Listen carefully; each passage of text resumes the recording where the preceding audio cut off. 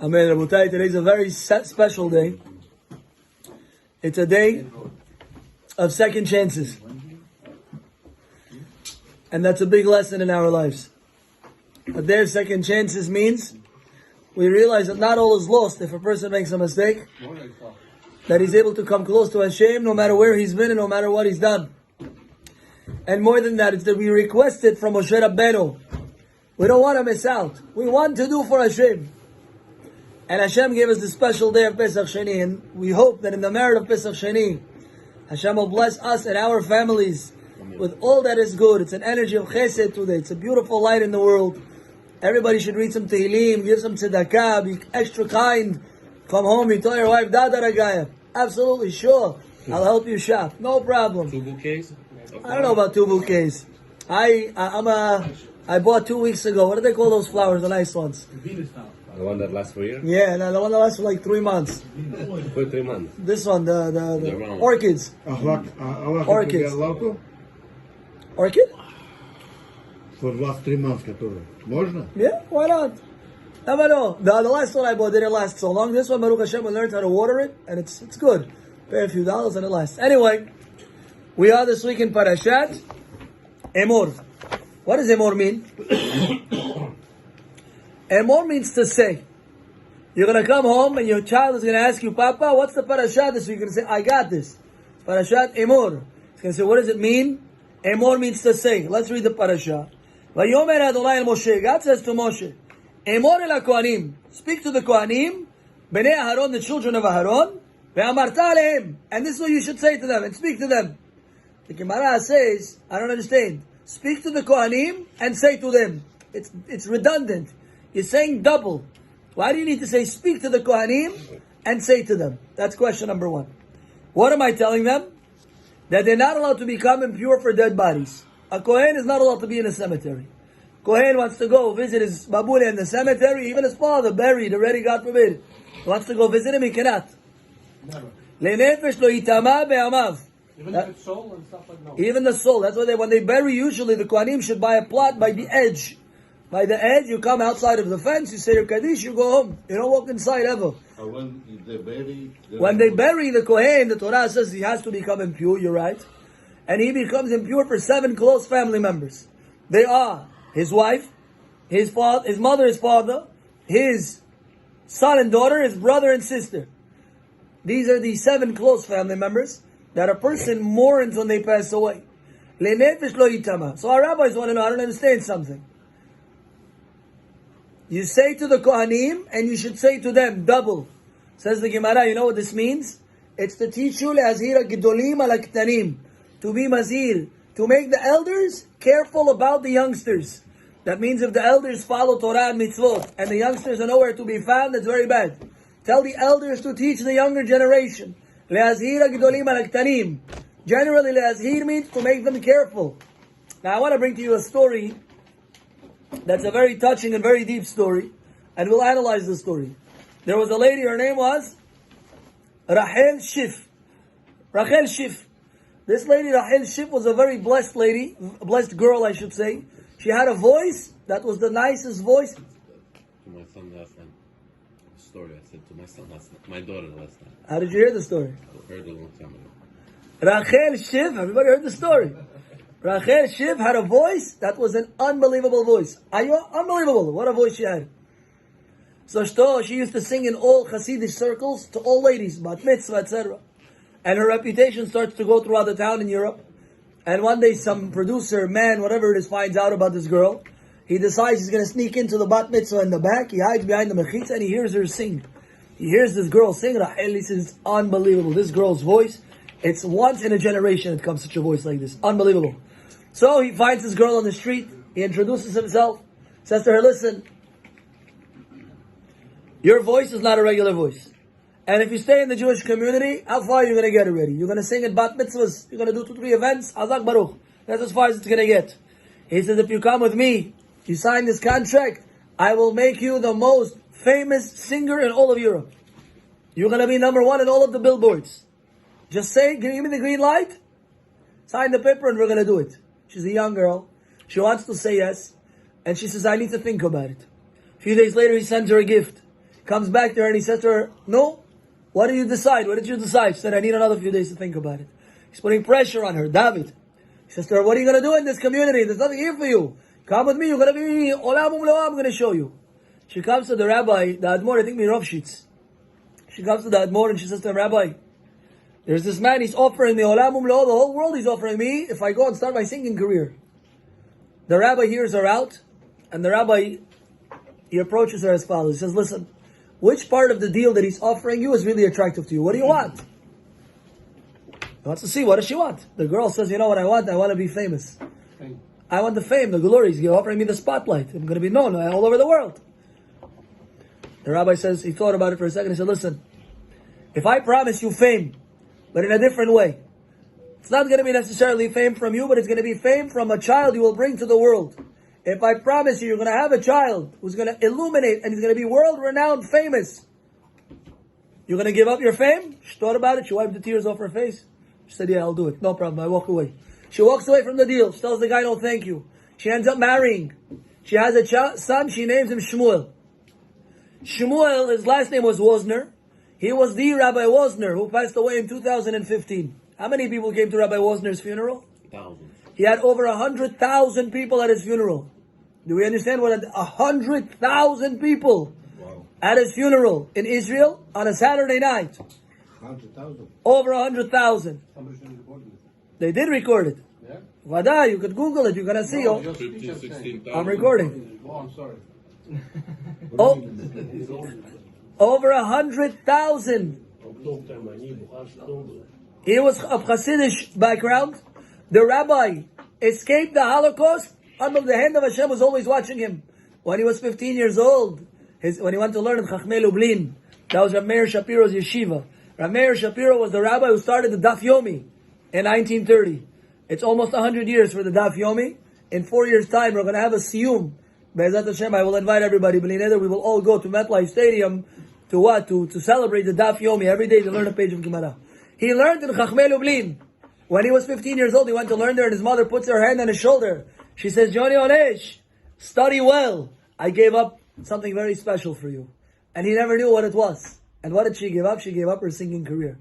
Rabbi Wozner gets on a boat. He comes to Palestine at the time, and guess what? The ship runs out of oil. Wow. Runs out of gas. They didn't get to shore. Him and his wife jumped off ship, and they swam to shore, I think in Haifa. They swam to shore. True story. Imagine, they didn't make it. Nidayecha. He gets there, he became a world-renowned posek, and his books are studied in every Bet Midrash. It's called Shevet HaLevi. You can see it. It's more than 10 volumes. Shevet HaLevi was Gaon Olam. Rabbi Ovadia brings him all the time. But what's the lesson we learned from this? What's the point? Let's examine what the rabbi said to her. You have a girl. She comes to you. She said, listen, I want to become a singer. I want to be world famous. If she came to a person in today's generation, what would he tell her? Do it. He'd say, well, either if he would say do it, he's corrupt. Because he's giving a Jewish girl up to fame, glory, and her Judaism is out the window. Because there's no way she's going to maintain her Judaism. It's impossible. First of all. Second of all, to sing in front of men and be on the billboards, that's not sanua. That's not as per our standards. So still, what would he tell her today? He would tell her, how could you do this? If you do this, they're going to take your Judaism away from you. You're going to not remain Jewish. Your kids are going to be goyim. You're this and that. You're not going to keep Shabbat. You're going to go to Gainam. He would bring her the spiel. He would say to her the whole story. And he wouldn't be wrong, but he would be wrong. The rabbi, the Admor, he understood, if I tell this girl, scream at her and tell her, how could you betray your family, your your values? What's going to be with her? She's going to think about it for a day or two.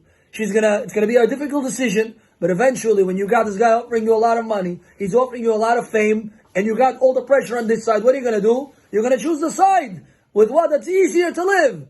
The rabbi said, what do you want? You want fame? I'll give you fame. And that, I think, is the secret to our chinuch in today's generation. These are not my words, by the way. But this is the secret, that what?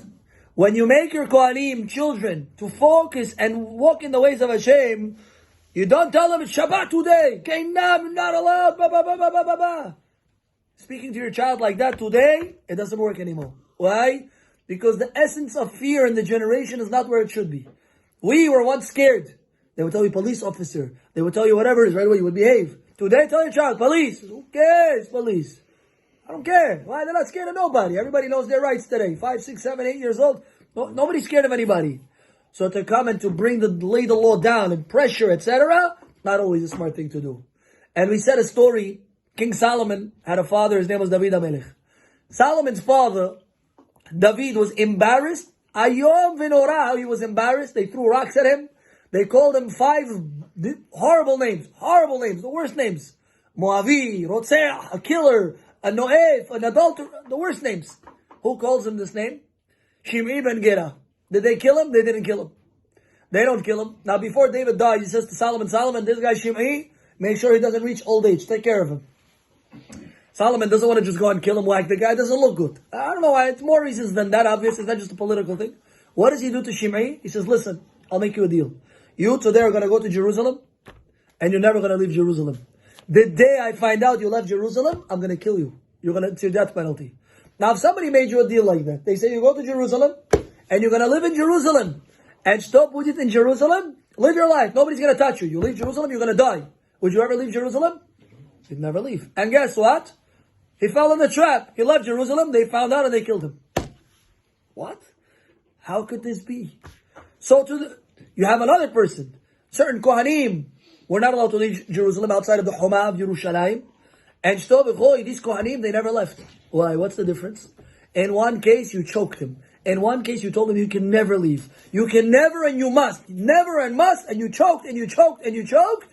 And he left and he died. The Kohen, when he doesn't leave Jerusalem, it's a privilege that he doesn't leave Jerusalem. When you talk to your child, it's not, some people, they feel bad for the rabbis. They say, look at this Bechoreh. He always has to wear a suit. Me, I get to wear my t-shirt. I get to wear my sweater. I get to wear my different clothing. You always have to wear a suit and they feel bad for you. But if you explain to them, no, you don't understand. It's not that I'm suffering, God forbid. It's that this is the honor of a person. This is the chest of a person. It's a privilege to wear this. Not that you're not allowed or you're blah, blah. It's a privilege to dress like this. When you show somebody the beauty, the privilege to keep Shabbat, the privilege to be a Kohen, not you must and how could you. It's a privilege to be a Yehudi. You show them the beauty of our Judaism. And this is what we must do with our children. When we do that, then they grow up proud and happy. When you come to your child Friday, you tell him, come, I want to take you to Wasserman supermarket. I want to take you I want to take you to the supermarket. Come, let's buy something, Lichvot Shabbat Kodesh. The Ben Ish Chai's father used to give him a few dollars, whatever it is, and he used to tell him, go buy something, Lichvot Shabbat Kodesh. Why? It's a privilege to keep Shabbat. Not here. This is the book. What's the book? These are all the things you're not allowed to do on Shabbat. That's not how you talk to a child. All the things you're not allowed to do on Shabbat. You're choking the child. It's a privilege to keep Shabbat. It's not that it's this and it's asur. You're right, it's asur. Of course it's asur to do certain things. But it's a privilege and a privilege and a privilege and a privilege.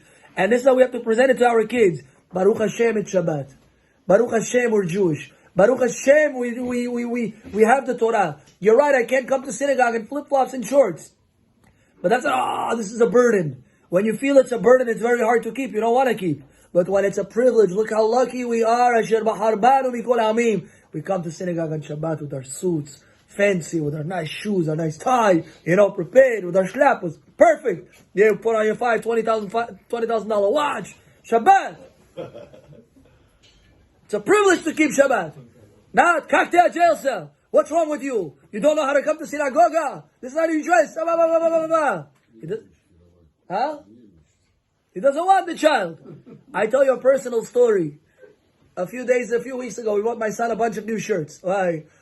Because the kids, you know how they are. They eat, they get dirty. You got to buy them new shirts. We got him a new shirt, brand new shirt. He's sitting at the Shabbat table, and he's eating. And people at the table were getting nervous. That what? His eating's gonna, all over. People are eating, and you never, sit straight, sit in your chair. Came to the point that the child says, I don't want the shirt anymore. Take back the shirt. And I said, that's the lesson. What's the lesson? When you put too much pressure, he doesn't realize it's a privilege. You're not showing it to him like, if you show him, wow, look how beautiful your shirt is. Mommy and Abba bought you this wonderful shirt. Well, what a privilege. Look how nice you look in this shirt. Do your best. Don't get it dirty.